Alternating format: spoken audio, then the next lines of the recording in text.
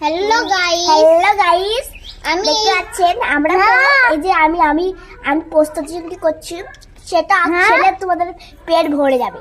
এই কার্তিক তার বাড়ি কোথায়? সাতটা ব্যাপার তাই জন্য দিয়ে দিলাম হ্যালো গাইস, এই যে আমরা পাতা দিয়ে দেবো। হ্যালো গাইস, আমি এখানে বানাচ্ছি। এর মধ্যে আছে লবঙ্গ, এলাচি, তেল দিয়ে একটা মিশ্রণ, ওর মধ্যে তেঁতুল বাটা দিয়ে দিয়েছি। এটাকে ভালোভাবে নাড়িয়ে চাড়িয়ে ওর যে ঝোলটা আছে ওটাই আমাদের দরকার। বাকি একটুখানি একটা ছোট্ট শিশিতে ওটাকে নিয়ে নিতে হবে জমানোর জন্য। হ্যাঁ, আর আমাদের একটুখানি দেখবে মিশ্রণটা বেঁচে গেছে, ওটা দিয়ে আমরা কি বানাবো? সর্ষে পোস্ত চিংড়ি।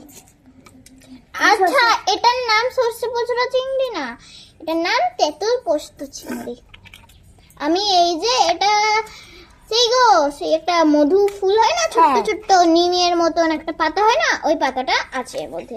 ওটাই আমরা ওই পেস্টের মতন ওটা আমরা করে দিচ্ছি।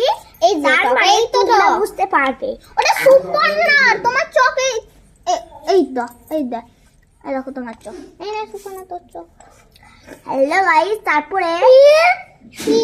হ্যালো গাইস, হ্যাঁ হ্যালো গাইসই তো করতে হবে। এই যে আমরা হ্যালো গাইস, তোকে অতটা